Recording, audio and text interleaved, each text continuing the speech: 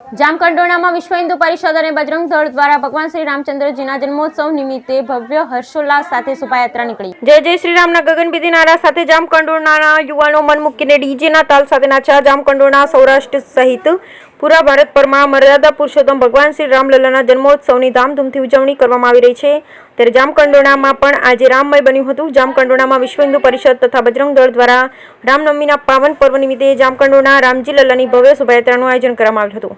જામકંડોરણાની ઉત્સવ પ્રિય જનતાએ રામજી લલ્લાની આ શોભાયાત્રામાં જામકંડોરણાના ભાવિક ભક્તોનું ઘોડાપુર ઉમટી પડ્યું હતું। જામકંડોરણાના પટેલ ચોક ખાતે આવેલ શ્રી રામ મંદિરે શ્રી રામલલ્લાની મહાઆરતી કરી મંદિરના પૂજારી શ્રી ગિરીશભાઈ અગ્રાવત દંપતીના હસ્તે પ્રભુ શ્રી રામચંદ્રજીની પ્રતિમાનું રથમાં સ્થાપન કરી ત્યારબાદ આ શોભાયાત્રાનું પ્રસ્થાન કરવામાં આવ્યું। શોભાયાત્રામાં જામકંડોરણાના વિવિધ વિસ્તારોમાં ફરી શોભાયાત્રા રામ મંદિરથી શરૂ થઈ પટેલ ચોક, ખોડિયાર ચોક, મેઇન બજાર, અન્નપૂર્ણા મંદિર, પાદરા નાકા, બસ સ્ટેશન થઈ રામ મંદિર પૂર્ણ થઈ। શોભાયાત્રા દરમિયાન જામકંડોરણા ખોડિયાર ગરબી મંડળ અને જુદી જુદી સેવાભાવી સંસ્થા દ્વારા રથયાત્રાના માર્ગો પર શરબતની વ્યવસ્થા કરવામાં આવી હતી।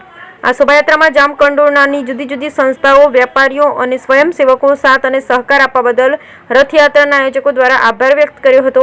જામકંડોરણા મુસ્લિમ સમાજના ભાઈઓ દ્વારા બજરંગ દળના પ્રમુખ નાજાભાઈ ભરવાડનું ફુલહાર તેમજ શાલ ઉડાડી સન્માન કરવામાં આવ્યું। જામકંડોરણા રામજી લલ્લાની શોભાયાત્રામાં જામકંડોરણા પીએસઆઈ VM ડોડિયા તથા પોલીસ સ્ટાફ દ્વારા કોઈ અનિચ્છનીય બનાવ પામે તે હેતુસર ચુસ્ત પોલીસ બંદોબસ્ત ગોઠવવામાં આવ્યો। રિપોર્ટ નાજાભાઈ ભરવાડ, જામકંડોરણા।